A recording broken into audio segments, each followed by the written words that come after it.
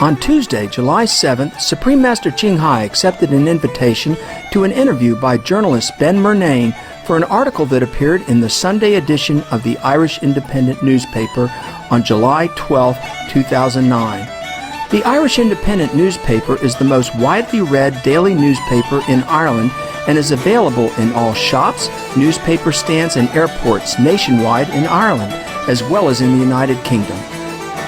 The interview with Supreme Master Ching Hai, which took place via video conference, covered a broad range of topics, from the current critical state of global warming, the swine flu pandemic, organic farming to rising sea levels, to the detrimental planetary impact of raising livestock for human consumption. It also delved into issues related to implementing the organic vegetarian solution to global warming. We now present the interview with Supreme Master Ching Hai by journalist Ben Murnane.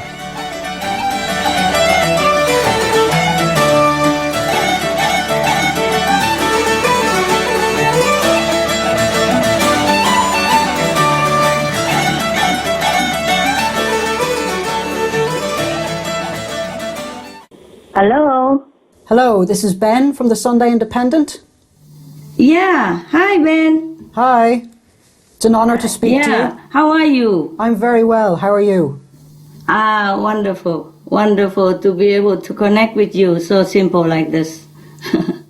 Yes. How is Ireland? How is the weather? It's not too bad. It's a bit rainy, but we expect that here. Why?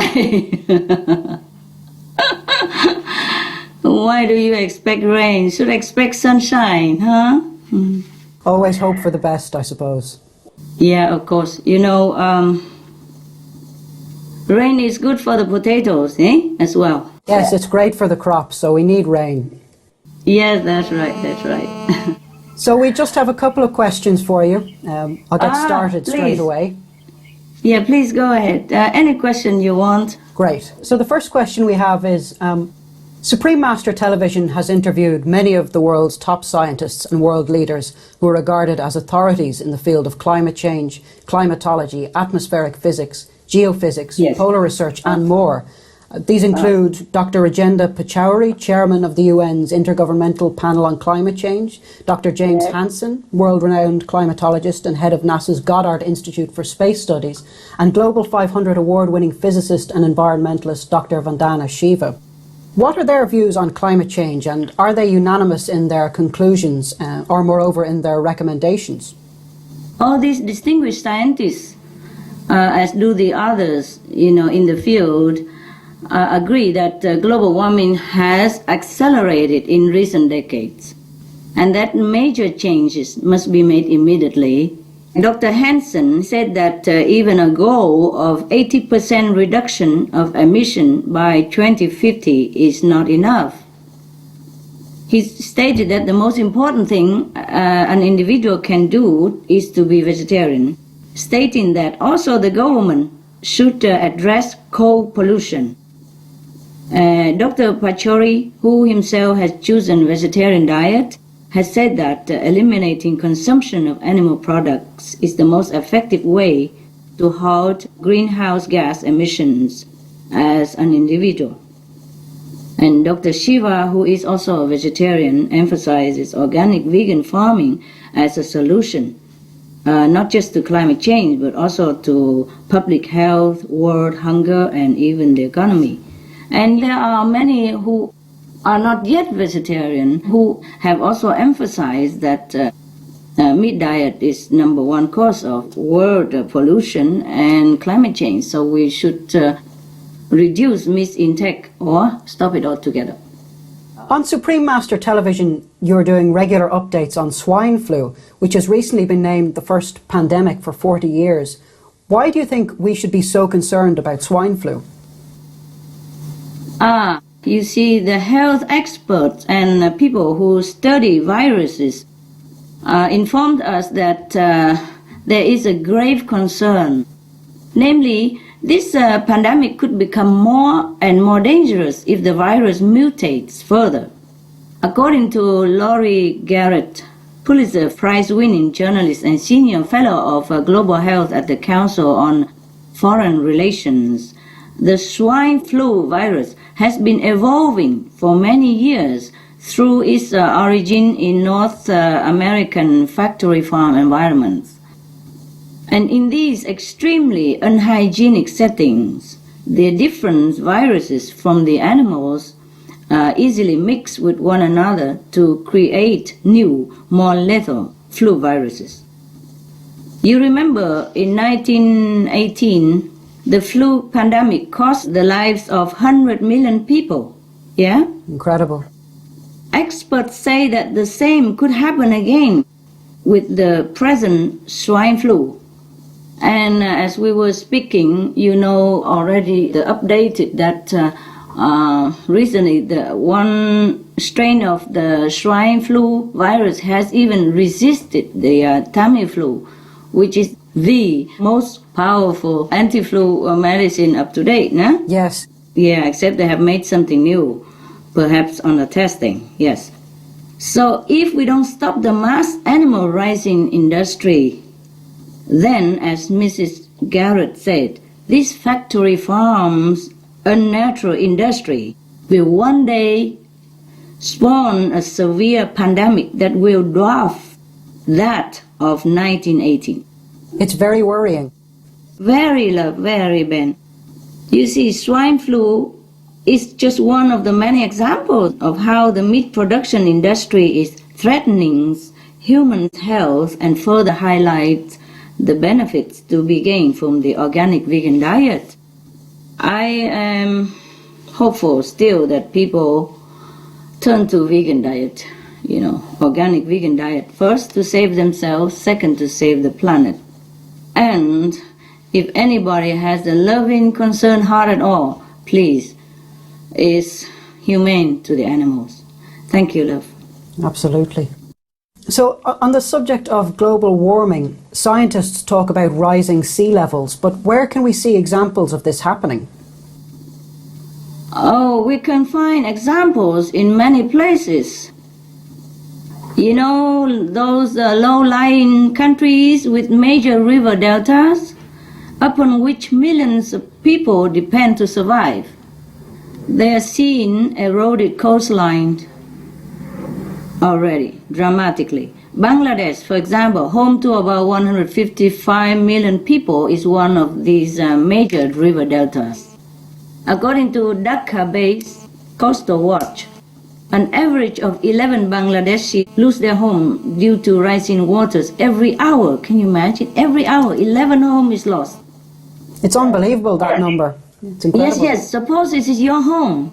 When we heard about it, we just think, oh, this sounds like just number. But it's people who live in there with family, children, friends, memories, and it's unspeakable. It's horrible. Yeah.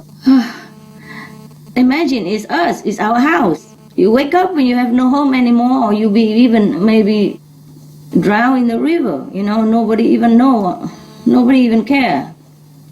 I don't want to talk about this, but it really sad. It's really so sad, Ben. Yeah, I can tell. Yeah, I can tell. It's very saddening for you. It's a very difficult topic. People losing their lives. And these people, they already are not well off or anything, and they have to bear all this as well as a collective, consequence of the whole global warming. I have to switch it off, otherwise I can never talk anymore. In 1995, half of the Bola Island was swallowed by the rising sea, leaving 500,000 people homeless, just like that, unable to farm and live as they used to.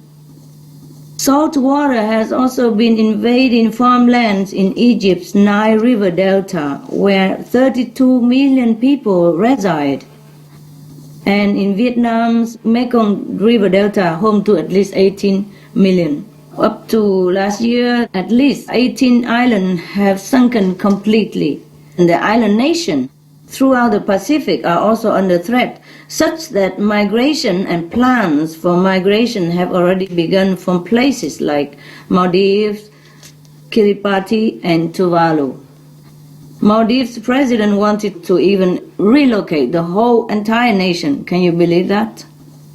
It's incredible. Yeah, wow. Yes. It's all due to global warming. Yes, love, that's what it is. It's all our doing, really. In Sri Lanka, India, New Zealand, and Australia are just a few of the countries being asked to receive the refugees from these afflicted nations. So, rising sea levels and resulting climate refugees are increasingly affecting many of us, indirectly as well. These tragic examples are just a few of the many on our planet and illustrate the urgent need to halt the effects of global warming, with the quickest way being to adopt vegan organic diet, which is so simple and easy. As we have mentioned many times, for reference, your reader can refer to our blog or suprememastertv.com/SOS or suprememastertv.com/killers. Some of the benefits of a vegetarian diet: lowers blood pressure, lowers cholesterol levels, reduces type 2 diabetes, prevents stroke conditions, reverses atherosclerosis, reduces heart disease risk 50%, reduces heart surgery risk 80%, prevents many forms of cancer, stronger immune system, increases life expectancy up to 15 years, higher IQ, saves 70% of the total cost of $40 trillion for reducing global warming, uses 4.5 times less land to grow food, conserves up to 70% clean water, saves 80% of the cleared Amazonian rainforest from animal grazing. A solution for world hunger. Free up 3.4 billion hectares of land, free up 760 million tons of grain every year, half the world's grain supply, consumes 1/3 fossil fuels of those used for meat production, reduces pollution from untreated animal waste, maintains cleaner air, saves 4.5 tons of emissions per U.S. household per year, stop 80% of global warming. Plus more. All right, look. Any more questions? Yeah, great. We have a few more. The Irish Department of Agriculture reports an 80% rise in the number of new applicants applying to convert to organic production. How does organic farming benefit the environment and our health? Wow, wow, wow. I'm so happy for your country. Wow, congratulations. Congratulations. You have good government, Ben. Good government. Truly. It's a nice statistic. Enlightened government. It's something positive for a change. Yes, yes. I mean, my God, how many countries does this? Huh? Ireland is the first one in the region to ban smoking, eh?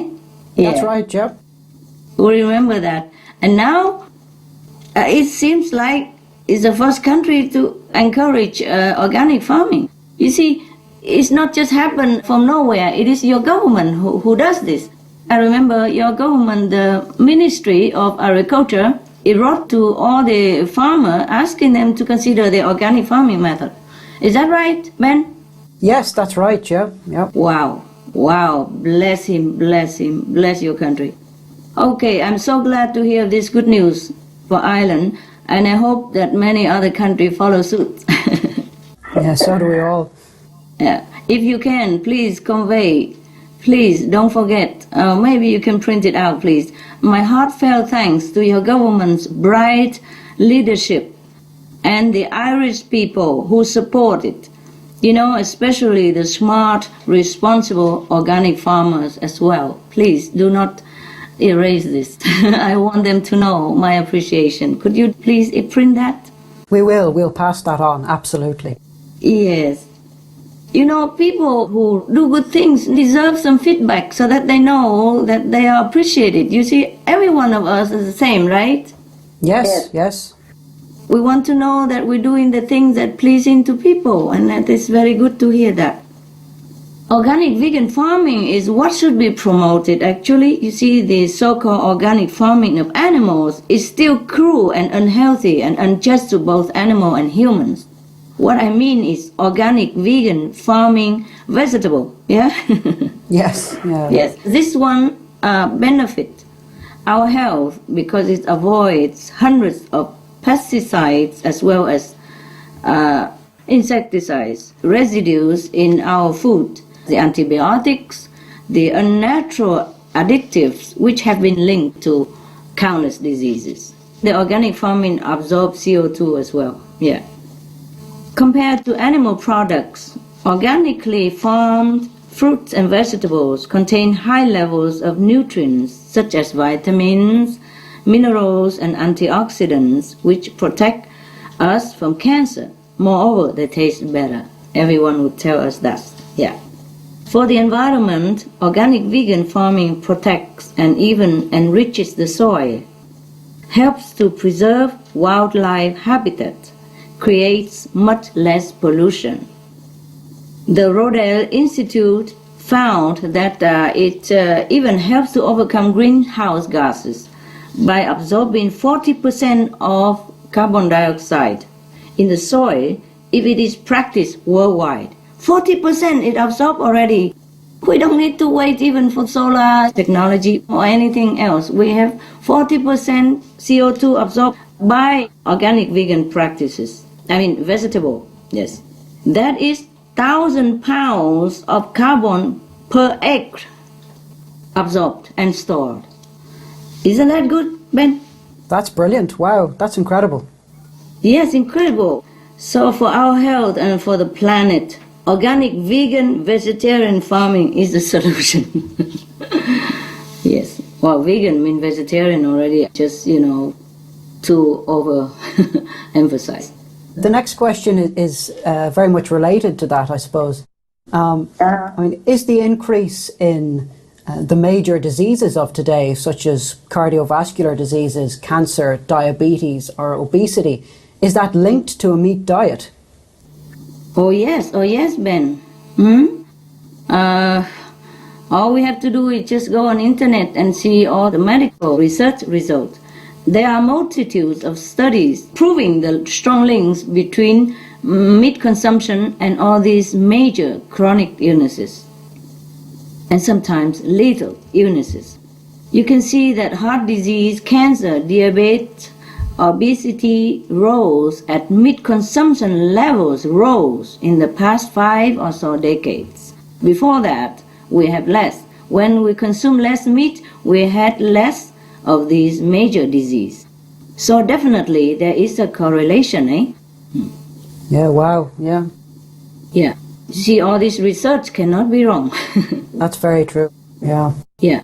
A study conducted by Harvard University with tens of thousands of men and women found that regular meat consumption increases colon cancer risk by 300%.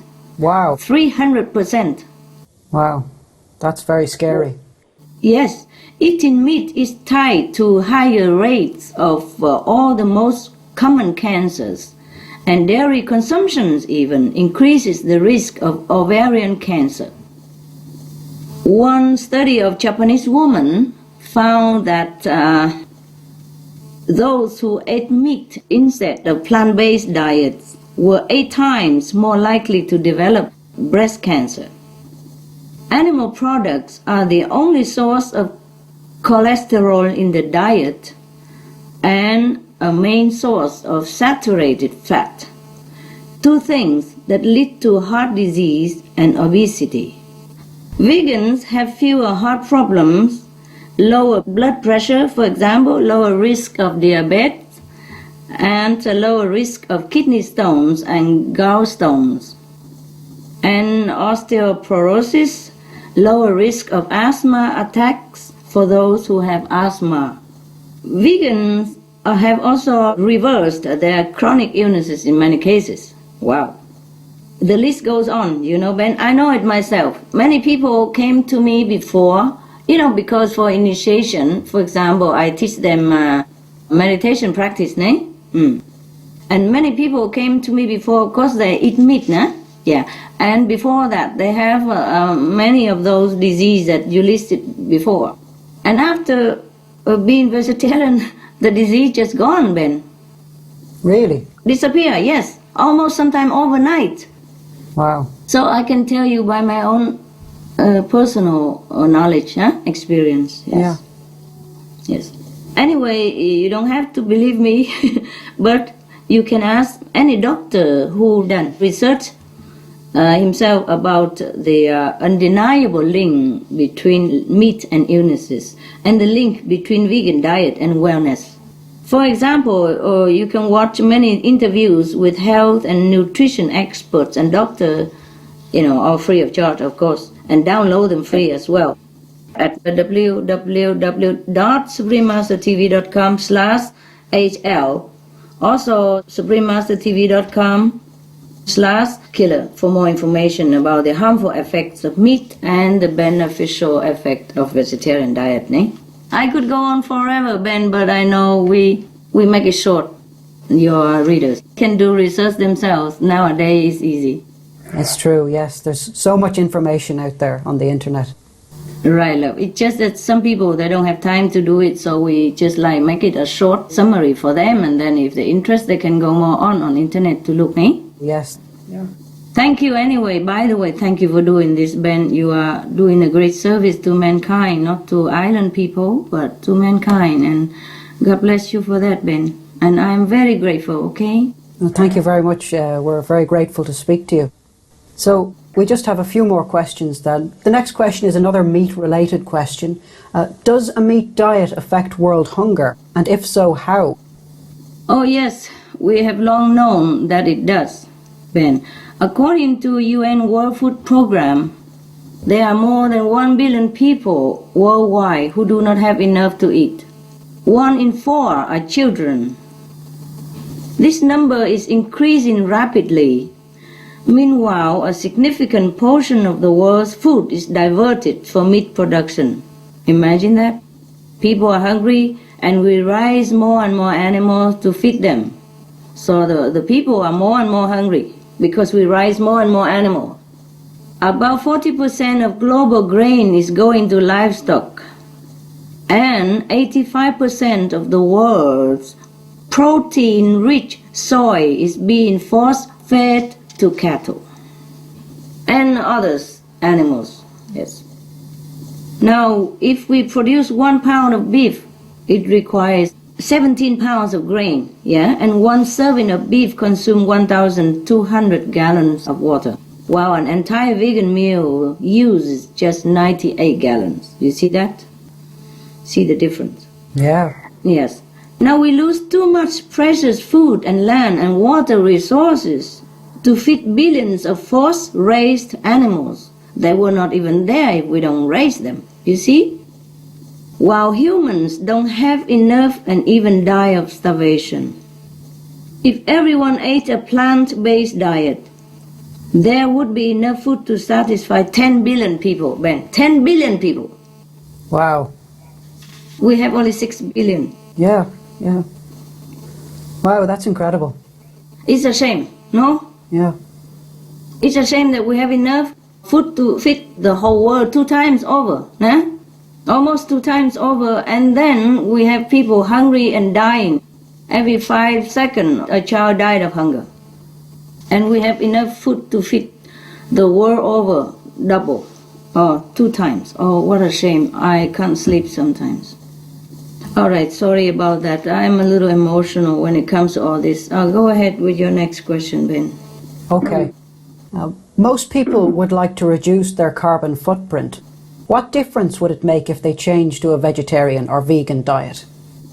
A very big difference, Ben. Big difference. You see, 1 6-ounce beefsteak costs 16 times as much gasoline or fossil fuel energy as 1 vegan meal.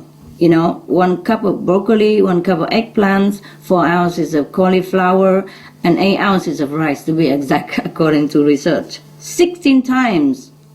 6-ounce beefsteak only costs 16 times more than that whole vegan meal. Now, many scientists would thus describe meat as being hugely carbon intensive, including Dr. Pachauri, the chief of IPCC, Intergovernmental Panel on Climate Change. If all the people in the world became veg, vegan, we would eliminate at least 50% of greenhouse gas emission. 50%, Ben, greenhouse gas emission. But I know it's more than that. Karmically speaking as well, it would be significantly more than removing all the world's transportation, which is only 13.5%. Really? Yeah.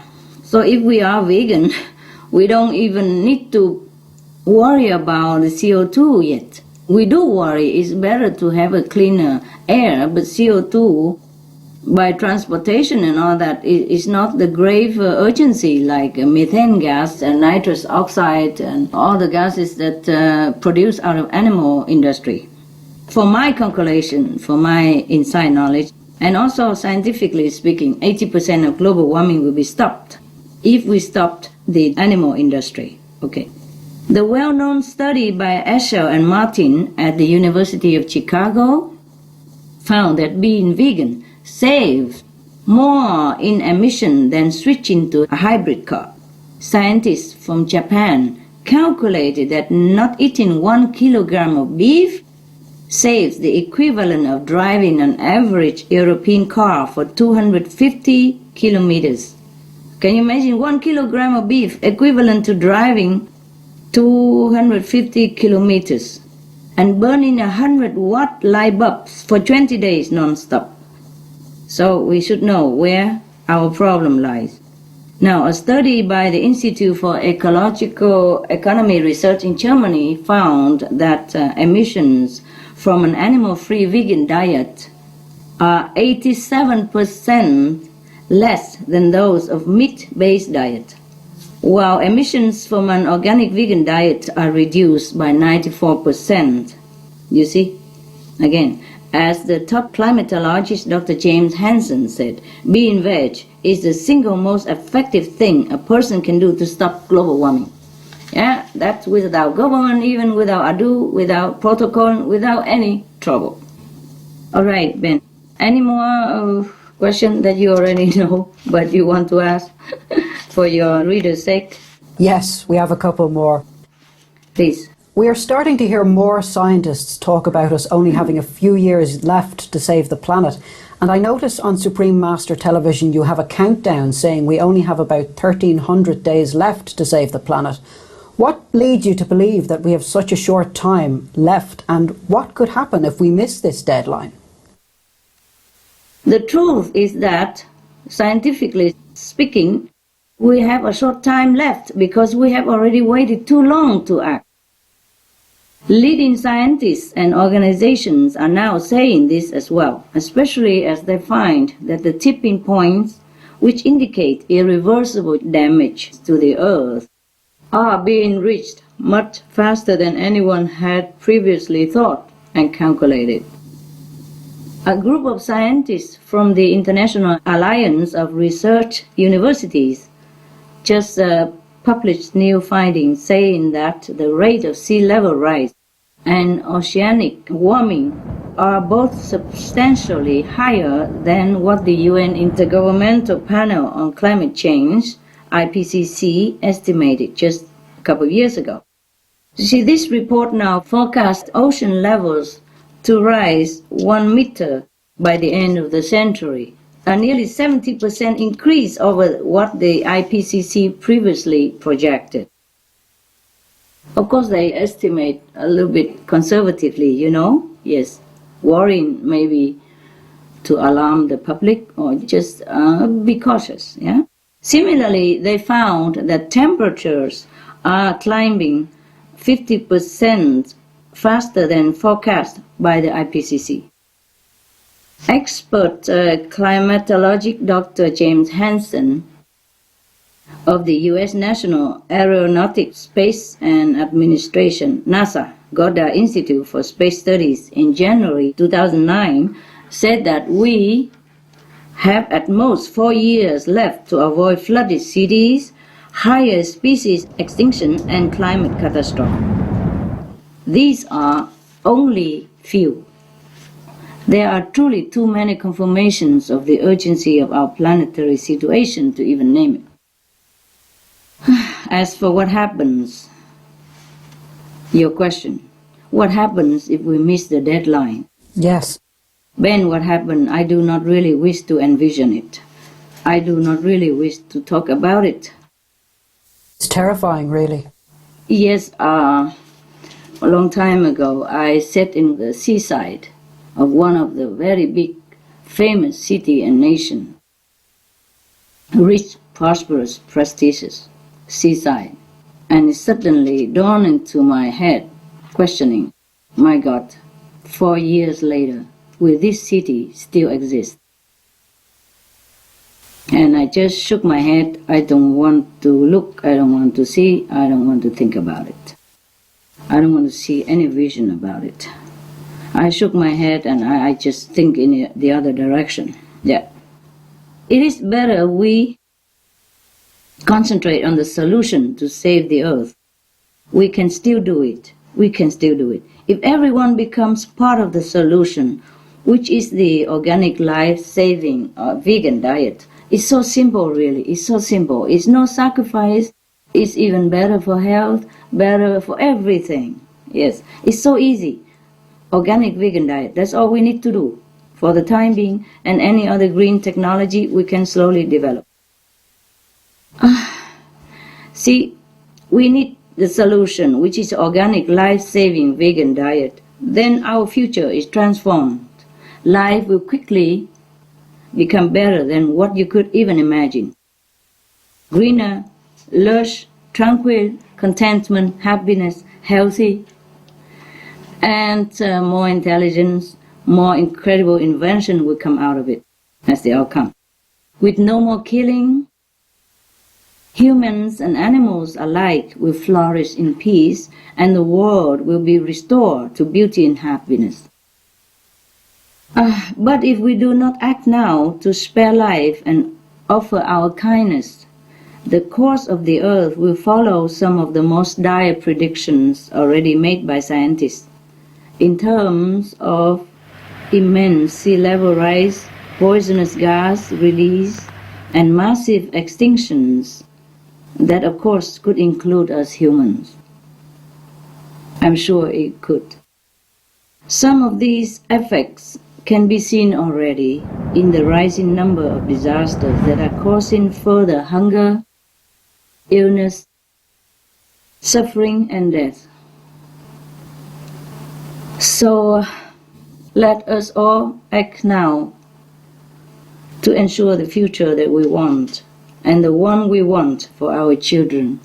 That is, be veg, go green, to save the planet. We need to focus on the solutions, yeah. Right, love, right. Because the consequence will be too obvious if we don't focus on solution.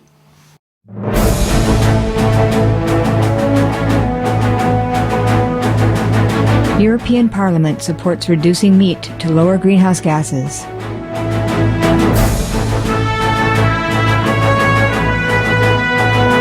Reduce your meat consumption or stop eating meat totally. During discussions on greenhouse gas reduction goals, the Climate Committee of the European Parliament officially recognized livestock's contribution to global warming and recommended a reduction of subsidies to the livestock industry to curb methane. The European Parliament has adopted its own position on climate change as an institution. And as a Vice President, one of the proposals I have made is in line with your own, which is that we should eat far less meat, because that's one of the major sources of greenhouse gases. Please eat less meat, and let's make taxes on meat. That's definitely one of the issues we're talking about.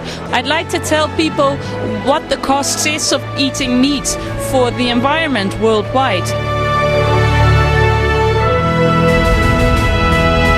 My name is Jens Holm. I'm a member of the European Parliament.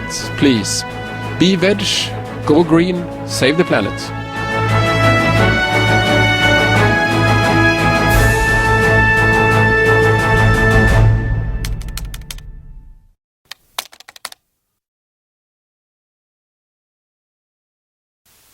Okay, Ben.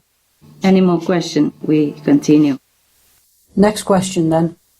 In the past few months, we have heard scientists and environmental advocates on Supreme Master Television and in other media say we need to focus less on reducing CO2 and more on reducing methane, ozone and black carbon, also known as soot.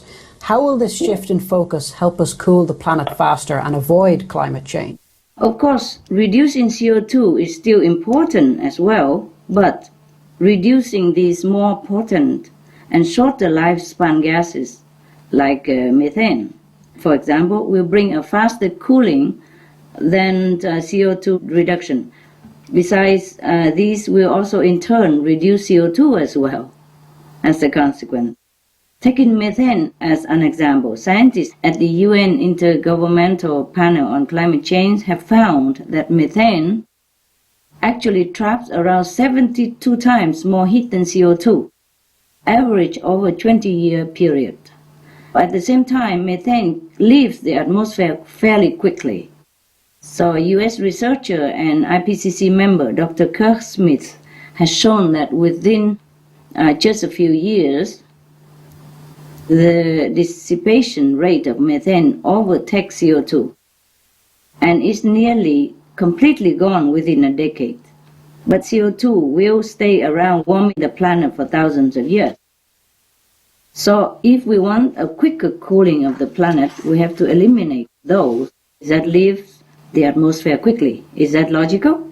That's very logical. Yes. And CO2, we will still have time to eliminate. Livestock is the single largest emitter of methane. Moreover, because of methane's faster disappearance from the atmosphere, if we stop eating meat, the planet will be able to cool immediately. Almost, yes. Livestock raising and animal breeding also cause many other damages to our planet. Livestock, by far, is the single largest human-related occupier of land, the main driver of deforestation, the biggest water polluter, and top culprit of biodiversity loss. And that just to name a few of the damages caused by livestock. As for black carbon, which is the particulate matter also known as soot, NASA scientists found that it has a serious impact on climate change. Black carbon is 680 times more heat-trapping than CO2. Can you imagine it? So CO2 is not our foremost and urgent problem.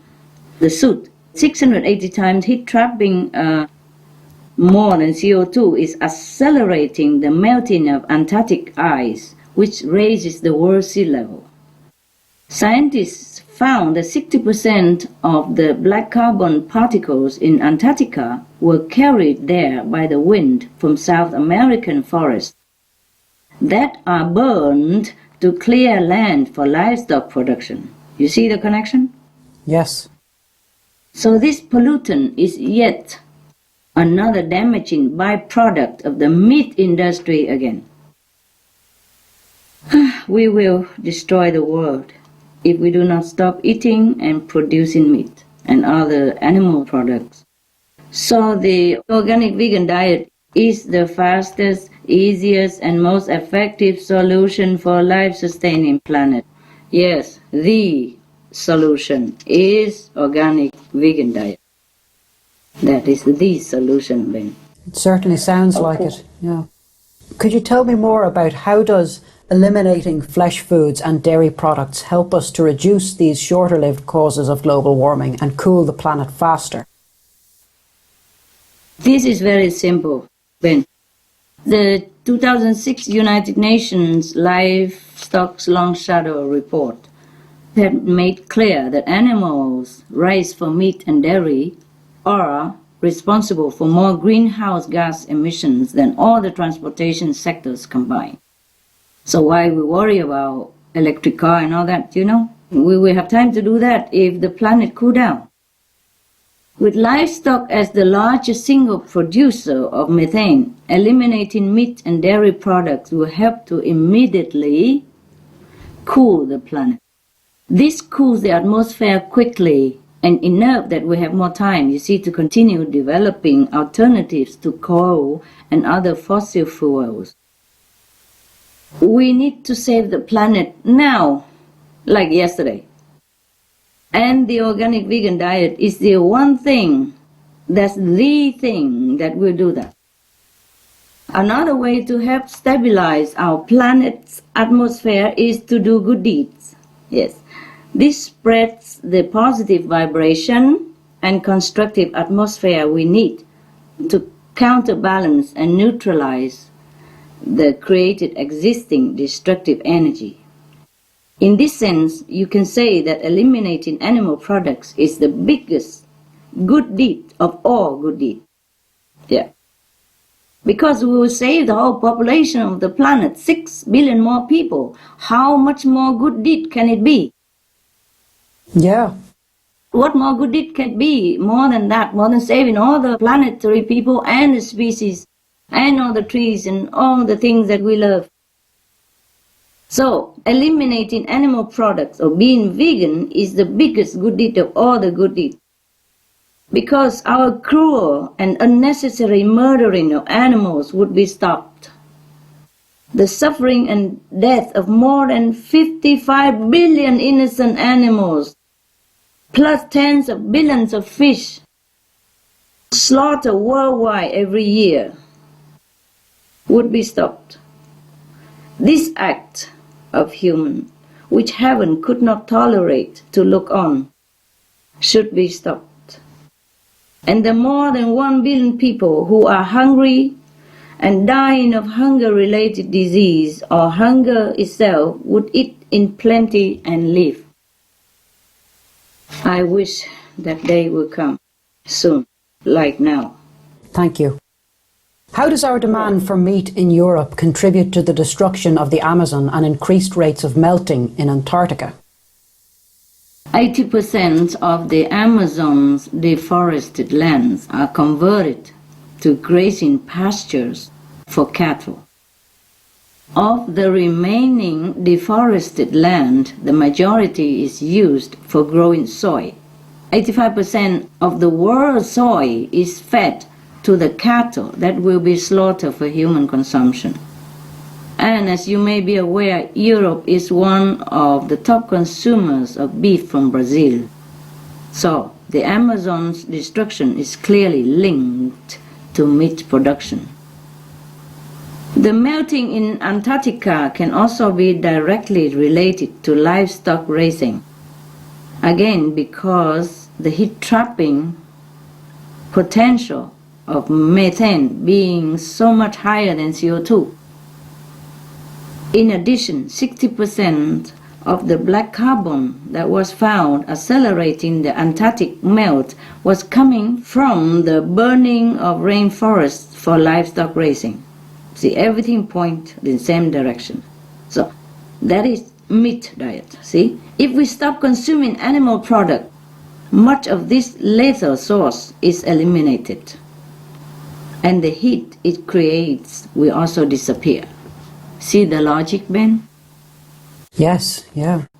I'm not talking of meditation, samadhi. We don't need to do all that clairvoyance. We can just see the outcome, of what we do. Of course, the demand for meat in Europe is not the only problem, eh? Yeah, we can't blame Europe alone, eh?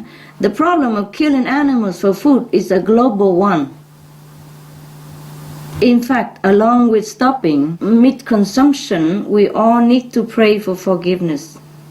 This too is part of the Earth's recovery, the awareness of the suffering caused by humanity and the true desire to reverse this action and to do good instead. Thank you. Thank you. We are in the midst of a global and national financial downturn.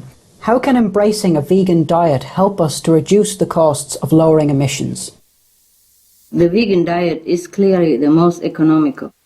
This we already know from logical consideration, because with the plant-based vegan diet, we eat directly what comes from the fields. There's no need for the food including energy and nutrients to be transported and fed to the animal and then go through an animal before it comes back to the human. What comes back is a small fraction of the nutrients and energy that had gone into the system, plus a lot of harmful substances unasked for, like fat, cholesterol, hormones, pesticides, insecticides that are concentrated in the meat. There are more than that, huh? These aspects of the meat diet translate into human diseases and extravagantly high medical costs, tax money, which perhaps could have been used instead to help reduce emissions, such as subsidies for organic farming, as an example. A more educational institute for the illiterate in different parts of the world, for example. Furthermore, now, practically speaking, a report from the Netherlands called Climate Benefits of Changing Diet found that an estimated cost of $40 trillion to stabilize greenhouse gases by 2050 would be reduced a full 80% by a global adoption of the vegan diet. See, if we adopt globally the vegan diet, then we will eliminate 80% the cost of greenhouse gas reduction. 80% of the $40 trillion estimated by 2050. Can you calculate that? Can you imagine that? Wow. Yes, so we don't have to pay so much tax to begin with because of the greenhouse gas reduction project. All we have to do is just adopt vegan diet and we eliminate 80% of the cost already. That's a saving of $32 trillion. Such a big difference. Not only because of eliminating well over 18% of greenhouse gas emission, but 18% is just underestimated already, yeah? Not because of eliminating well over 18% of greenhouse gas emissions from the livestock industry, but also due to further reduction in CO2. Because vast tracts of grazing land are restored to nature as grasslands and forests. These elements of nature are more effective as absorbers of CO2 than any carbon capturing technology, which is still, in suspended testing and is still risky. The natural landscape of grassland and forest are more effective to absorb CO2 than carbon capturing technology, according to UN Environmental Program. Besides, it's risky, I think. It's not tested yet. What if the carbon leak back into the atmosphere again in a concentrate amount like that? When we capture them year after year, decades after decade, and then something happen and it leak up, huh? And then what we do? Yeah. So, with the vegan diet, we eat what's best for our health, for the animals, for the environment, and nature will do the rest to restore balance and save our world. Thank you. So we have one final question. The United Nations Framework Convention on Climate Change will take place in Copenhagen between December 7th and December 18th of this year. What advice would you give to the leaders making these very important decisions for the people of the world? Well, if I may, I have only one humble advice, that it is important to tackle the root cause, which is animal meat production. If we take the vital step to stop the demand for animal consumption, then the rainforest destruction will stop. The lungs of the earth will be restored. The destructive agriculture runoff and pollution will stop. We will have clean air and clean water. There will be more food for the hungry.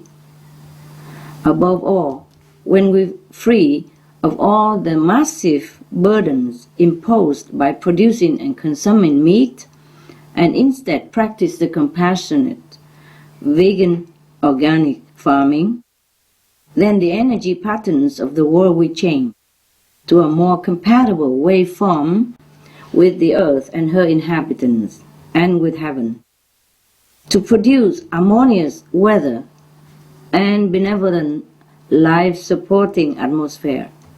It's all about changing energy. Make good energy, you see. Anyway, even if it's not for saving the planet, we should not continue our pattern of life the way we do up to now. We are human. Human means humane. We should be what we truly are, humane. And many claim we are children of God, so we should be that. We cannot torture, kill of our kind, as well as torture, kill, and eat the innocent animals, the defenseless, the helpless, our co-inhabitants. Though the majority of them could return our violence in manifold, they could even kill us instantly, but they choose not to. You know that, right? Yes. Because they are born noble, raised noble, and remain noble and loving as they retain the connection with the divine. We are the so-called civilized, intelligent, superior species, the human race. Should we reconsider how to act with befitting manner? That is to protect, love, and preserve the life of our co-inhabitants, the animals, the environment. These certainly are recommendable, noble, and proper actions. Just be veg, go green, do good. Thank you, Ben. Thank you very much. Thank you for doing this. Thanks for speaking to me today. I thank you for such a noble journalism like you are upholding, because we really need the media to propagate the new noble lifestyle to save our planet. And I thank you, many folk, for doing this. Thank you truly from my heart. It's an honor to speak to you. Thank you very much again. Thank you, and I wish you, your newspaper, company, everyone, and your loved ones and island all the best, all the blessing that you deserve. Thank you. Thank you. I wish you farewell. See you someday. Yeah, ciao. I hope so. Bye. Bye. Bye, love.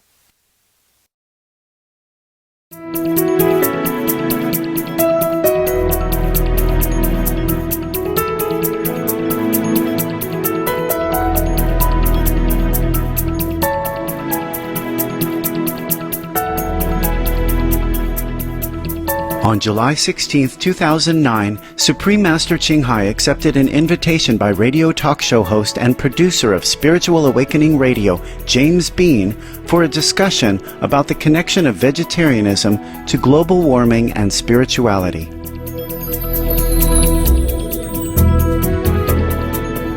On his blog, Gaia, at santmat.gaia.com, Mr. Bean, who is also a comparative religion scholar and book reviewer, shared the 7 things which he believes.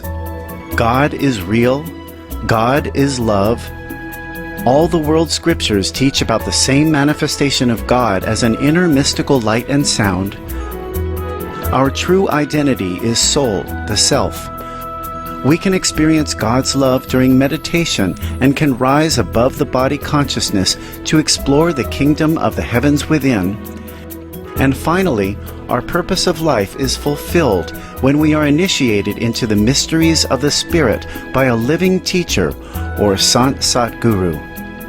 To share the wisdom of the Masters, the richness of the world scriptures, and the diverse spiritual paths and world religions, Mr. Bean started to produce his own programs on Spiritual Awakening Radio, which is a weekly program broadcast on HealthyLife.net radio network. Founded by Linda McKenzie in 2002, HealthyLife.net was one of the first live all good news radio stations on the internet.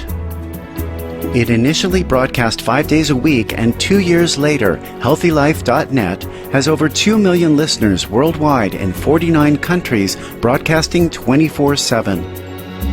Today, it has millions of loyal listeners in over 100 countries, reaching over 1,200 cities throughout the U.S. HealthyLife.net radio is also syndicated on many internet radio streams, private radio networks, and is available on Wi-Fi, PDAs, and smartphones.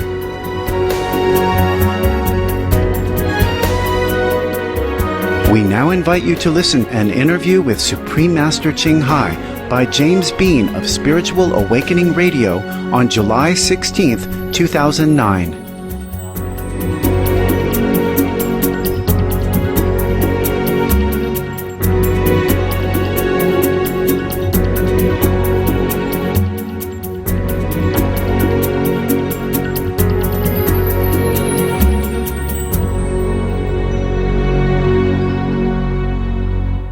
My favorite ones is this cave, entryway to a cave. Oh, the cave. Mm.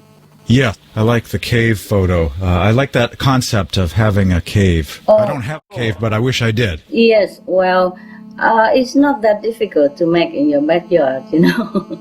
Ah. Yes, please just make one simple. It's not illegal even, you know. Yeah, if I had a cave, it would have a broadband internet connection. Yeah, yeah. Join the club. My cave also has something like that. Ah, wonderful. Very, very good to have. And the quote here mentions that you enjoy the formlessness, the silence of the cave. It helps promote meditation. Yes.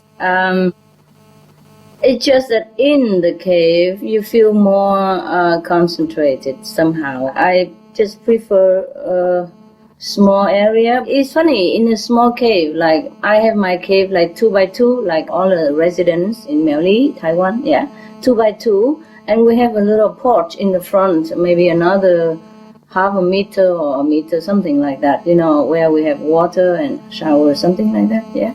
But in that cave you feel bigger. More expansive than when you sit in a room with 4 or 5 windows around you.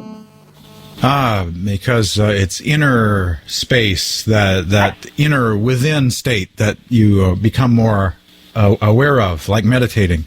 Yes, it's just like probably when you go in there, you're psychologically prepared to enter into your inner self, inner kingdom. It feels so expansive, James, you would be surprised. But you know, if you like a cave, we have some empty. You're always welcome to go to Miaoli and enjoy as long as you want. Ah, wonderful. Yes, spiritual retreats and... Yes. And if you like, you can just sit there all day with your broadband. People bring food to you, if that's what you like. Ah, that sounds kind of nice, actually. Yes, or come out and eat with the group, you know, with the residents there. They will take care of you, if you like, anytime. Oh, wonderful. Yes, because I think you already learned some similar kind of meditation, so you can just go there and enjoy yourself, eh? Oh, absolutely, yeah. Spiritual retreat and kind of hanging out with like-minded souls. There's nothing like it. And that's one of the most wonderful things on earth. Yes, if you can afford to have free time. Huh? Right, exactly. Take a week or 2 weeks instead of going somewhere, just to go there and sit in a cave and become caveman, huh? That gives a whole new meaning to the term caveman. Yes. We are different species of cavemen. Now, with your art, what is the process involved? Do you meditate and get into a samadhi state and get inspiration for art? No, it's not like on purpose, you know. But if you meditate a lot, then all kind of dormant abilities or talents will come out, you know. And you can do things that you never thought you could before. Huh? Yes, and excite in it or enjoy doing it. So meditation does bring out the artistic you or the talented you or the poetic you, whatever you choose. It just comes out naturally, James. If we meditate, everyone will bring out all kind of ability that is dormant within themselves. So that's that, huh? Everyone can do it. Many of my association members, they also can paint and do a lot of things, artistic things, after initiation for a while. Yeah, so it's not just me, huh? Anyone who meditates can find their potential, develop their potential talents. Right. And it depends on whether you really have the urge to use it or not, or do you have appropriate kind of situation to express your ability or not, or you would like to or not, you see? Right. And you mentioned in this new book, Celestial Art, there's some good teachings in here too, as well as visual photography. What caught my eye was this chapter titled Being Focused and Dedicated is the Secret of Success. Yes. This is, of course, meditation again. Being focused means being in meditative state, concentrate on your higher self, something larger than the physical life, and then we can have anything will come out. It depends on whether we want to use it or not, or we have the chance to use it, or we have the kind of conducive situation that we kind of bring it out to the full or not. Suppose you really are artistic, and after meditation a lot, you feel you could paint and all that, you would like to, but if you're too busy with some other things and don't have time, then it's also doesn't come out. Right, unfortunately, yes. Right.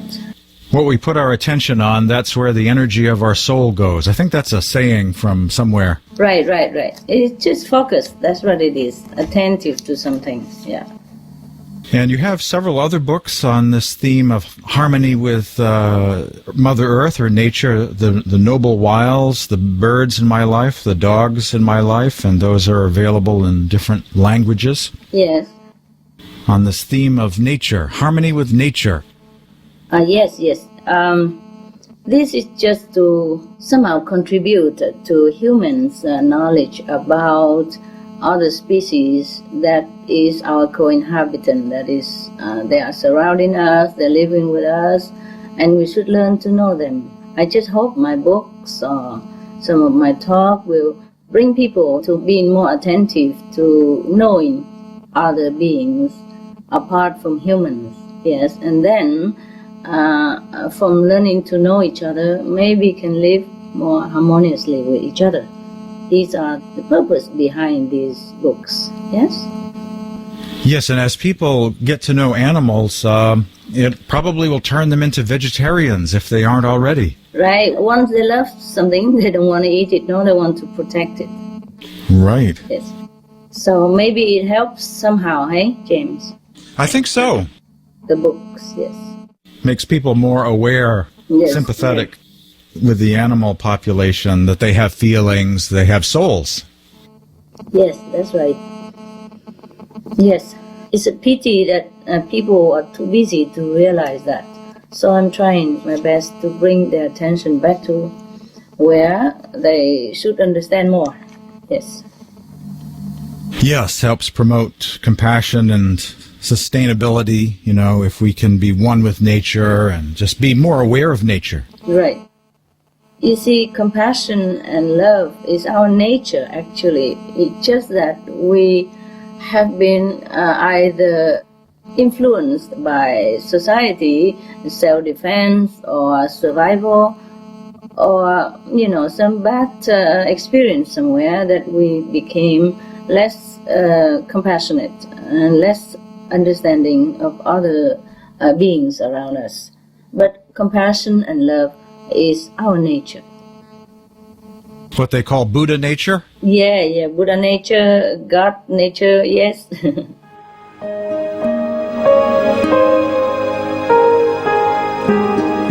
Vegetarianism in religion. The Baha'i Faith, regarding the eating of animal flesh and abstinence therefrom. Know thou of a certainty that, in the beginning of creation, God determined the food of every living being, and to eat contrary to that determination is not approved. Selections from the Baha'i writings of some aspects of health and healing. Buddhism. All meats eaten by living beings are of their own relatives. Lankavatara Sutra. Also, after the birth of the baby, care must be exercised not to kill any animal in order to feed the mother with meaty delicacies, and not to assemble many relatives to drink liquor or to eat meat, because at the difficult time of birth there are innumerable evil demons, monsters, and goblins who want to consume the smelly blood. By ignorantly and adversely resorting to the killing of animals for consumption, they bring down curses upon themselves, which are detrimental to both the mother and the baby. Ksitigarbha Sutra. Be careful during the days immediately after someone's death, not killing or destroying, or creating evil karma by worshipping or offering sacrifice to demons and deities, because such killing and slaughtering committed, or such worship performed, or such sacrifice offered, would not have even an iota of force to benefit the dead, but would entwine even more sinful karma into previous karma, making it even deeper and more serious. Thus, delay his rebirth to a good state. Karma means retribution. Ksitigarbha Sutra. Gaudai. The most important thing is to stop killing, because animals also have souls and understand like humans. If we kill and eat them, then we owe them a blood debt. Teachings of the Saints. Christianity. Meats for the belly, and the belly for meats, but God shall destroy both it and them. Holy Bible. And while the flesh was yet between their teeth, ere it was chewed, the wrath of the Lord was kindled against the people, and the Lord smote the people with a very great plague. Holy Bible. Confucianism. All men have a mind which cannot bear to see the sufferings of others. The superior man, having seen the animals alive, cannot bear to see them die. Having heard their dying cries, he cannot bear to eat their flesh. Mencius. Essenes. I am come to end the sacrifices and feasts of blood, and if ye cease not offering and eating of flesh and blood, the wrath of God shall not cease from you. Gospel of the Holy 12. Hinduism. Since you cannot bring killed animals back to life, you are responsible for killing them. Therefore, you are going to hell. There is no way for your deliverance. Adilila. He who desires to augment his own flesh by eating the flesh of other creatures lives in misery in whatever species he may take his birth. Mahabharata anew. Islam. Allah will not give mercy to anyone except those who give mercy to other creatures. Hadith. Do not allow your stomachs to become graveyards of animals. Hadith. Jainism. A true monk should not accept such food and drink as has been specially prepared for him involving the slaughter of living beings. Sutrakatanga. Judaism. And whatsoever man there be of the house of Israel, or of the strangers that sojourn among you, that eateth any manner of blood, I will even set my face against that soul that eateth blood, and will cut him off from among his people. Holy Bible. Blood meaning flesh. Sikhism. Those mortals who consume marijuana, flesh, and wine, no matter what pilgrimages, fasts, and rituals they follow, they will all go to hell. Guru Granth Sahib. Taoism. Do not go into the mountain to catch birds and nets, nor to the water to poison fishes and minnows. Do not butcher the ox that plows your field. Tract of the Quiet Way. Tibetan Buddhism. The offering to the deities of meat obtained by killing animate beings is like offering a mother the flesh of her own child, and this is a grievous failure, the supreme path of discipleship. Zoroastrianism. Those plants I, Ahura Mazda, or God, rain down upon the earth to bring food to the faithful and fodder to the beneficent cow. Avesta. Everybody knows that vegetarian diet is good for health and to save the planet. They will be awakening their own great, compassionate, loving self-nature, and then their level of consciousness will rise up automatically, and they will understand more than they ever did, and they'll be closer to heaven than what they are right now.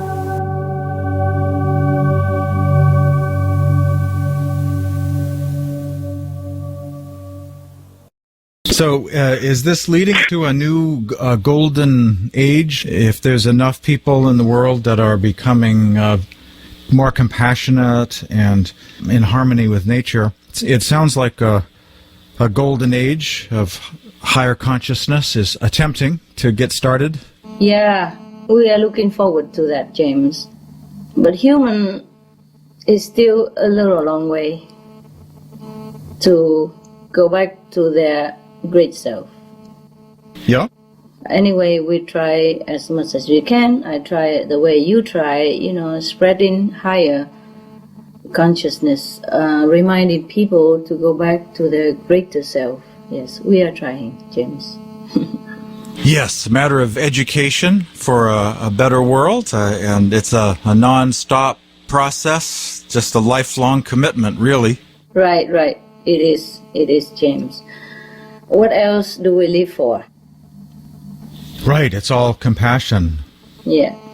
All about compassion. In light of climate change and all of these crises we're hearing about, we can transform the crisis into an opportunity. How can these crises be turned into something good or silver lining? The best, perhaps, that comes out of it is that we, the human race as a whole, start to reconsider how we behave, in terms of living in peace and friendship with all beings, because they are related to us. And if anything that comes out of this crisis is that maybe human will wake up, or stop their busy life and think for a few moments that maybe we should change the way we live our life. That's quite a step of progress, isn't it, for someone to turn themselves around or make that evolutionary leap toward compassion? We have to if we want to catch up with other galaxy in the universe. Ah, yes. I've always been a great fan of the search for extraterrestrial life. And it's part of that whole radio theme of mine, too. Radio mysticism. You just broadcast and hope someone will answer back. Maybe they do. It's just that our technology is not highly developed enough to understand them or to catch their frequency. Right, yeah, that's right. They would be much more advanced, and we have to invent a whole new kind of radio for that. And in order to invent some more extraordinary instrument or to have better technology, we have to survive first. And in order to survive, I have pleaded with humans to stop making killing karma, like killing animal for meat, killing each other. These are a big hindrance to our spiritual progress. And, of course, as well as scientific improvement. Yes. Yeah, the connection between animals and global warming, the methane gas, and climate change. That's pretty amazing that if everyone became vegetarian, it would dramatically reduce global warming. I think people are just starting to hear about that. Yes. The population, they're just starting to hear. It's kind of like where smoking was once upon a time. Yes, I hope so. Smoking is bad for you. Eating meat is bad for you, too. Yes.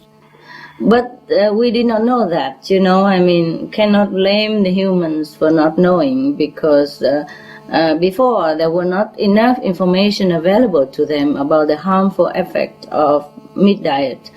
And now there are some available, but then people are being too busy with all kind of other, pressing, mundane worries like financial crisis, joblessness, and all kind of these things, and diseases that caused by meat to begin with. Right. To let them have not enough time even to find out the cause of their illness, of their problem, of the global crisis, and even financial crisis. They all come down to that karmic retribution of killing. I just hope people do realize that, because that's important. It's not just put down that piece of meat, but also the concept of being compassionate and loving and living in peace with all beings has to be propagated by the government, by the media, by religious bodies of the world. I do hope everyone work for that goal, work together.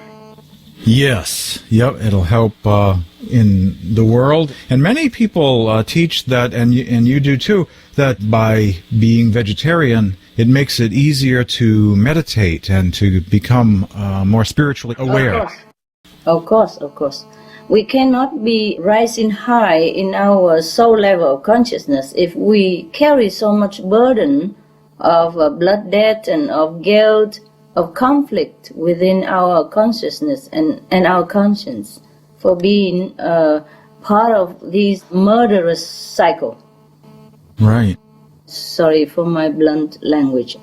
Oh, well, meat is murder, as that film says. Yeah, meat is murder. Yeah, there is a film? Yeah, there's a video titled Meat is Murder. Yes, it is. It is, James. What else we call it? Huh? Right, call it what it is. Take a life is murder, eh? Yep, the first step is always to identify the problem. Yes. Some of the diseases related to meat consumption and or production: Q fever, norovirus, swine flu, Ebola reston virus. Cured meats and fish increase leukemia risk in children. Antibiotic-resistant superbug infections from a strain of Staphylococcus aureus. Blue tongue disease, E. coli, salmonella. Bird flu, mad cow disease or Creutzfeldt-Jakob disease, 90% of the population at risk. Pig's disease or PMWS, listeriosis, shellfish poisoning, preeclampsia, Campylobacter, Clostridium difficile, diseases hidden in healthy-appearing livestock. Some of the costs of meat eating. Infertility. Eating just one serving of meat per day increases the risk of women's infertility by 32%, with additional meat consumption increasing the risk. Heart disease. Over 17 million lives lost globally each year. Cost of cardiovascular disease is at least $1 trillion a year. Cancer. Colon rectal cancer. Over 1 million new colon cancer patients diagnosed each year. More than 600,000 colon cancer-related mortalities annually. In the United States alone, colon cancer treatment costs about $6.5 billion. Millions of people are newly diagnosed with other meat-related cancers every year. Diabetes. 246 million people are affected worldwide. An estimated $174 billion spent each year on treatment in just the United States. Obesity. Worldwide, 1.6 billion adults are overweight, with 400 million more who are obese. Costs $93 billion each year for medical expenses in the United States alone. At least 2.6 million people die annually from problems related to being overweight or obese. Environmental. Uses up to 70% of clean water. Pollutes most of the water bodies. Deforests the lungs of the earth. Uses up to 43% of the world's cereal. Uses up to 85% of the world's soy. Causes world hunger and wars. 80% cause of global warming. Plus more. Some of the costs of milk consumption. Cowpox from milking cows. Bacterial microbes, pesticides and enzymes found in cheese derived from the inner stomach linings of other animals. Up to 80% of the calories in cheese are from pure fat. Breast, prostate and testicular cancer from hormones present in milk. Hysteria and Crohn's disease. Hormones and saturated fat leads to osteoporosis, obesity, diabetes and heart disease. Linked to higher incidences of multiple sclerosis. Classified as a major allergen. Lactose intolerance. Plus more. For more urgent information, please visit www.suprememastertv.com/killers. Tell us about the Kuan Yin method of meditation practice as a way to experience union with God. Kuan Yin method is the ancient as old as the universe itself, and it has been passed down from times immemorial. Any time we concentrate, any time we go inward, and shut down the contact with the outer world for a while, we will enter deep into our subconscious level, or deeper into Buddha nature or God nature self. Then we will find that we are not the body, we are not this mortal and erroneous self, but we are something greater. Kuan Yin method is just the easiest way to calm the mind, you see. Because our real self is God. Our self nature is Buddha. It's just we are obscured by mundane activities, wrong concepts, physical desires, etc., etc. So we are too busy, or the society make us busy, or this physical life make us too busy. So if we go contrary to that, like we calm down, and we will see God, because we are part of God. We are connected with God at all times. So Kuan Yin method, it just helps to calm down. I think it's the quickest way, that's all. And because it shows direct links to ourselves and great nature, or God or Buddha nature, which is light, melodious vibration, glory, peace, love, blissfulness. Whatever that we can imagine heaven would feel like, the state of mind of heaven, we will find it if we practice diligently with the Kuan Yin method. And I know Kuan Yin was sort of the goddess of sound in Buddhism. There's the Surangama Sutra. Yes. It's kind of like Kuan Yin is the incarnation of sound, or goddess of sound. Yes, actually, she's one of the practitioners of the sound. And perhaps at that time she attains a very high level of consciousness through the sound meditation. So they call her Kuan Yin. Yes. But, James, we are all incarnated from the sound. So we are all Kuan Yin. A big Kuan Yin, small Kuan Yin. Ah, that's right. Yes. We're all God, parts of God. Yes, in the Bible it mentioned that in the beginning was the Word. The Word means the sound, the vibration. And everything that is made from this Word. And this Word was God. You see, so we are with God. We are God. We are part of God at least. So all the scripture told us that we're children of God, and that is no doubt.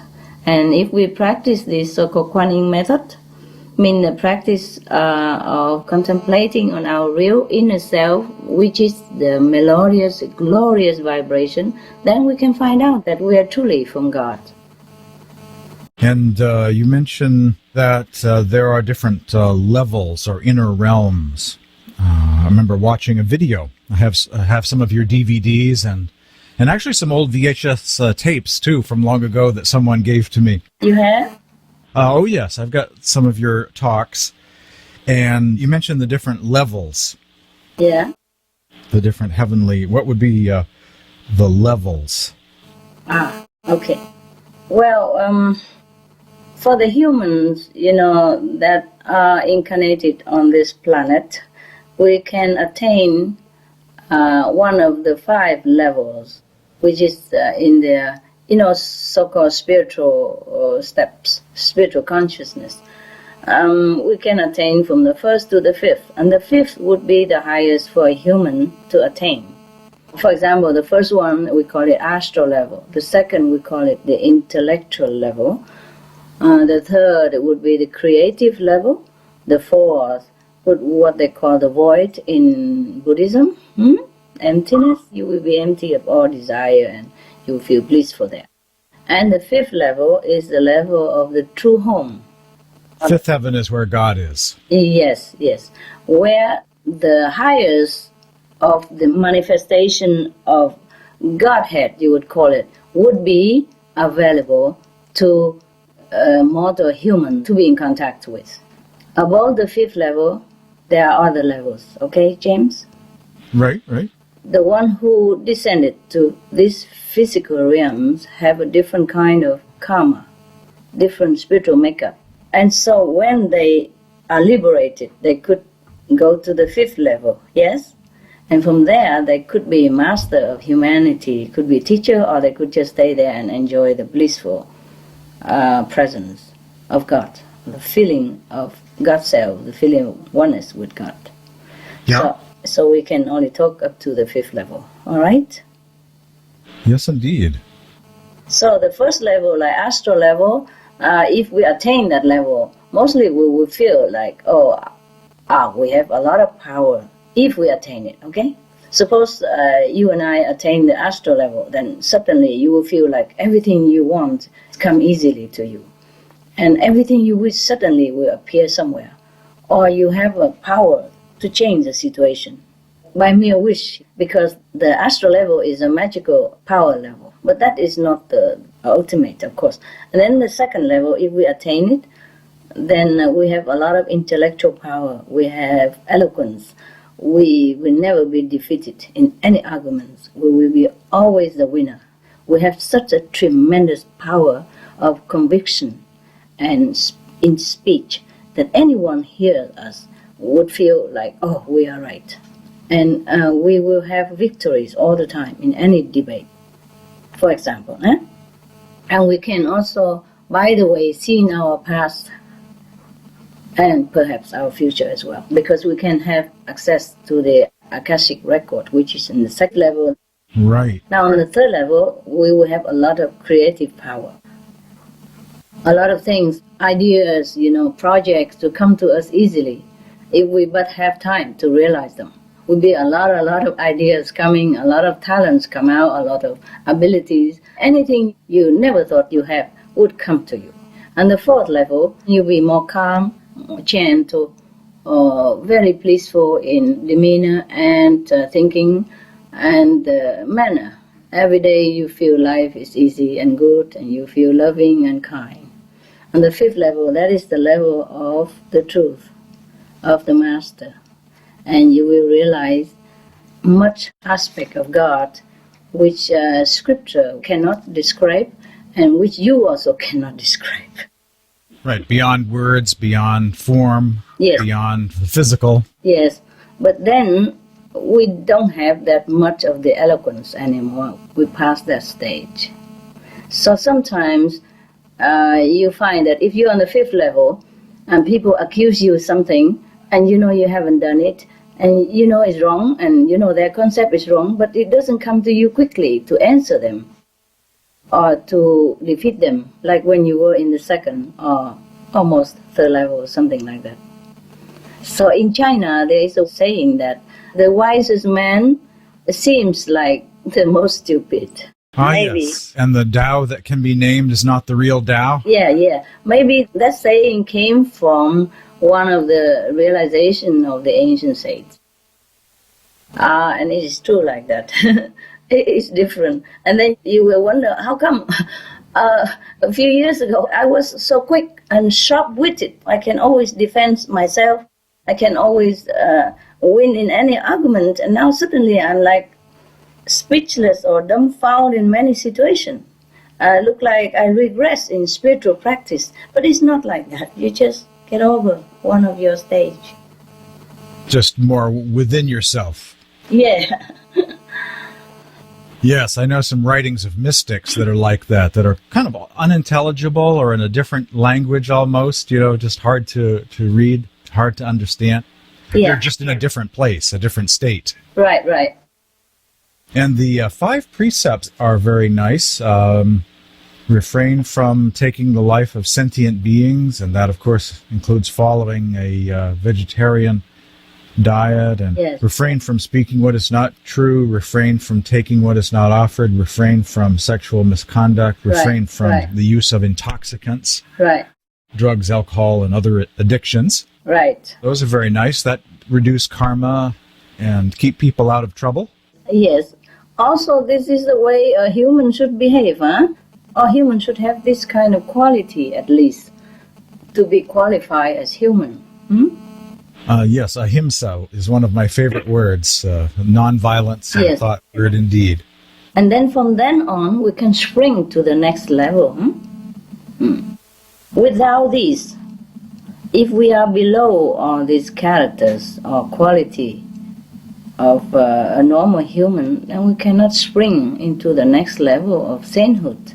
For example, if we don't qualify ourselves as a graduate from high school, we cannot apply for college. Yes, yeah. If the outer life is in chaos and conflict, it would be hard to meditate. Yes, even if we live the life of undiscipline and guilt, we can never calm our mind enough to reach a higher level of consciousness. That's very logical. Yes, makes sense. Absolutely. So this is not like a commandment from God or from any master or any Puritan group or anything. It's just a category of a human, and we should have all this at least to be a human. To be a true human being. Yes, to be human being. Actually, according to Buddhism, anyone who keeps these 5 precepts cleanly, even if he doesn't practice any Kuan method or any other yogic practice or meditation, they would be reincarnated again as a human and not go to hell or a lower level of consciousness or not suffering next time again. Even if they're born as human, they will be healthy, nice looking, and have enough financial comfort, for example. And we'll probably learn meditation sooner or later. Yeah. And kind of keep on growing, keep on evolving. Right. So if people want to practice the Kuan Yin method or spirituality at home, what would they do to begin? They should begin to clean up their life where we need cleaning. For example, the 5 precepts, instead of killing or eating meat, we should refrain from all that which harms other beings, which hurts other beings in any way, which make them suffer, or like in the Bible says, stumble and fall. And then we have to live a chaste and clean life. Then we can start to think of seeking a spiritual guide, a spiritual friend who is capable of instructing us into the life beyond. Because without a clean vessel, no matter what kind of elixir we put in that cup, it will become poisonous or murky or unfit to drink. Yes, in order to truly appreciate the guide, yes, to follow the precepts makes it easier to appreciate the guide, to learn, to focus. Yeah, it's not just about appreciating the guide, it's about ourselves. Just as I said, the cup, if it's not clean, if it has some dirty things in it, then you pour beautiful juice in there, it will poison you even, or it will taste terrible and it's not a juice at all. Then no matter how much meditation practice we put into every day, we won't get anywhere. Right. Because the two doesn't mix, Like we have to be pure, like heaven, in order to attain heaven. Light attract light. Yes, the outside and the inside in harmony with each other. Your inner self and your outer world all kind of on the same page, you could say. Right. Have to be. We have to live the way we think heaven would be. If we imagine a heaven being, because we human always pray to heavens or pray to angels, and we think they are benevolent beings. They would never hurt anyone. They are helpful, they are compassionate, they are loving, they are protective. You see, they are peaceful. So if we want to be like them, we have to start living like that. Yes. And the 5 precepts is helping us to go nearer and nearer to heaven. As we become perfect human beings, we can spring to the next level of spiritual achievement. And if we're being peace ourselves, we'll attract more peace. We'll go in that direction, draw more peace towards ourselves and just kind of go to that level. That's right, that's right. Whatever we expect to have, we must live in that. Yep, that's what will attract. Yes. If we want to be in heaven or experience heaven, we have to start to live a life of a heavenly-like quality. Is that logical? Very, yes. Very. Yes. Like if we want to have a college degree, university, we have first to be diligent and study well and graduate high school. And then we can apply for college. And once we apply, we have to go to college. We have to live the life of a college student as expected. We have to learn there. We have to do things like a college student. Right, and a good student enjoys learning and enjoys reading, and it's probably a very important spiritual principle to mention that these precepts, rather than being a burden, are fun. Like when I became vegetarian, I enjoyed food more than ever before. Yes. It was not a duty or burden, Yes. but something good, something fun. Yes. Also, we realize that this is a correct way to live, and it is more compatible to our higher self. Then we feel more noble and more righteous and more correct, and therefore burden, guilt, and feeling of heavy burden will be lifted from our shoulder. And that's how we elevate ourselves and can catch up with heaven then. Right, these are all good things and will lead to a better life, more peace and enjoyment of life. More fulfillment, yes. And then if we have fortune to meet a guide or a friend who help us to practice the direct contact with God, which is like the Kuan method, the method of the light and sound, because light and sound is an aspect of God. It's an aspect of our real self. So if we contact with that immediately, that means we are already in contact with our real self or with God's self. So the Kuan method is the one that helps us to get that directly. Other method maybe can get that after a long while or maybe not. But Kuan method is immediate. Like if you have initiation from a competent master, yes, then he or she should give you the experience of light and sound the first day already. And from then on, you develop more and more every day. And you get more and more light and sound, or at least a light and sound every day, or your life become more blissful. Every wish you fulfilled, life become more noble, saintly, happier, and more of a saintly quality. But light and sound, that's what it is. Light and sound is what we are. And if a master can show us that the first day already to have a first taste, then we know we are in contact with God or with ourselves. Because even all the ancient masters or the scriptures told us that God is light, God is sound, vibration, splendid melody.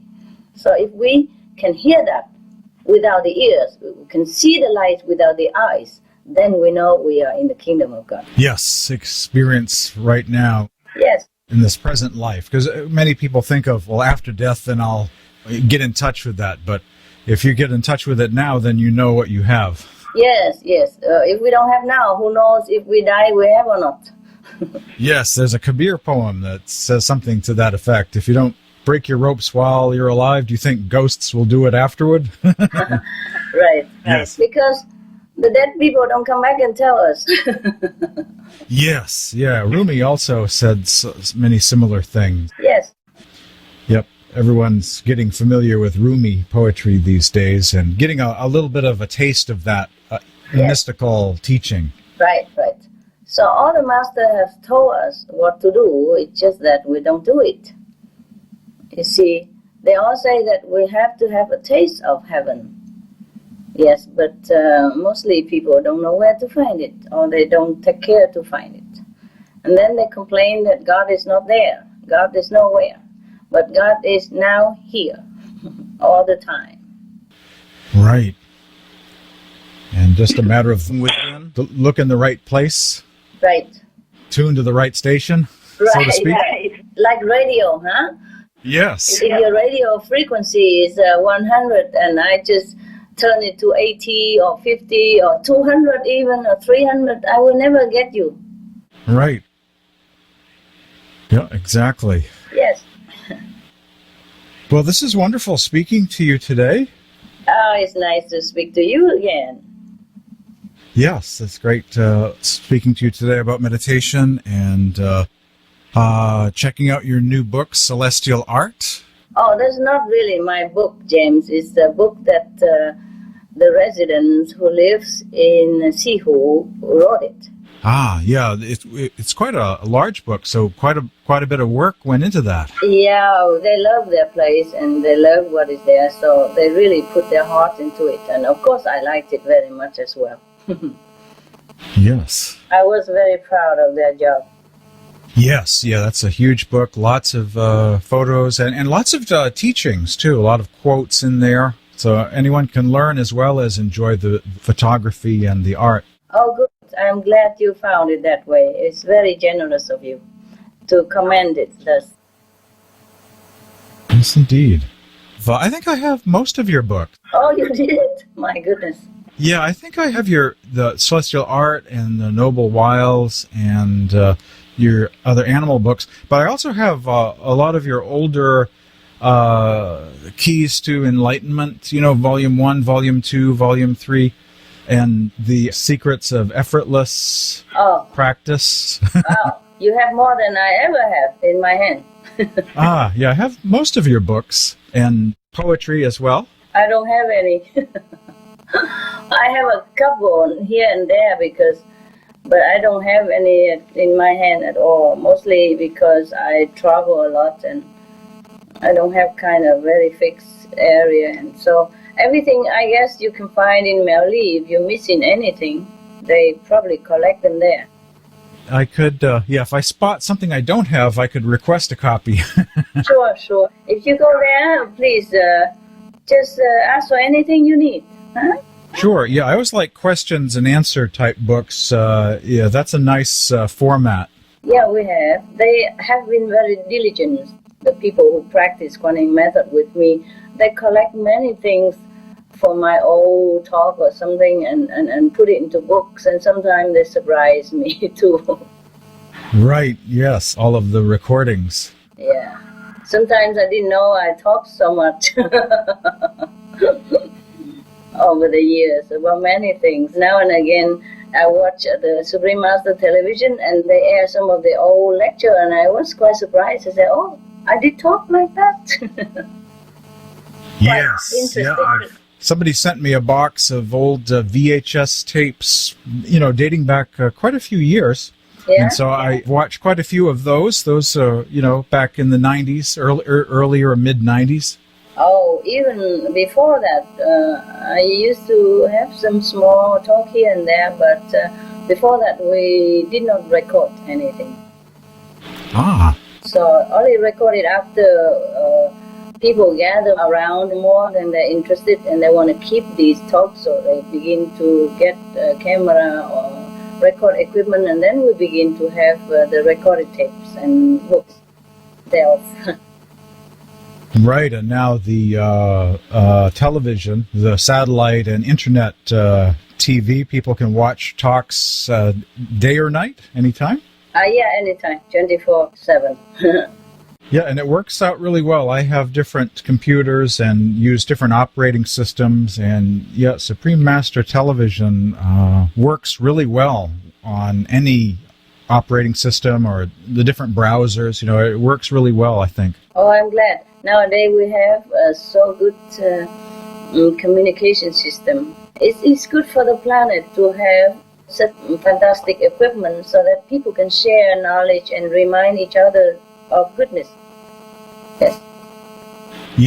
Yeah, the whole world is getting connected together. Yeah, very connected, hey. Yeah, I have a few friends at Facebook that are from Mongolia. Oh. Yeah, even Mongolia has high-speed internet now, at least in the capital and certain cities. Yes, wow, it's incredible. And it's good that we are connected with each other. And it would be even better if we are all connected to our God self again. Yes, everything connected. Maybe that be one day we are more connected to our real self, eh? Yep, connected within and connected to each other, and then we'll have a golden age. Yes, yes. It has begun already, just that to some people only, not to everybody. Because some people, they still do not realize that. Right, got to get to the 100th monkey, or that critical mass. Yeah, who knows? Maybe we can get that one day, huh, James? Yes. With your radio and maybe with the Supreme Master Television, we work together with others like-minded people. Maybe we can help to elevate the planet, huh? I think so. Yeah, I'm pretty encouraged these days. There's a lot of people with the same vision and optimistic that good things will cancel out the negative. Yeah. Making progress. Yes. Yes. The more positive energy, the better for us, huh? Absolutely. Yes. Let's pray that one day this world will become truly heaven on earth. Yes, we have the power to make it the way it is now. We can make it better. Yes, yes, sure. Everyone can do it. Just they have to use their heavenly power instead of the negative power, which unfortunately we also can have access to. Right. Right. Well, it's great speaking with you today. It's good, James. It's good. Thanks for doing this, because you are spreading the good news and you are doing your part in rebuilding this world, and I'm deeply grateful. Well, my pleasure. Great speaking with you.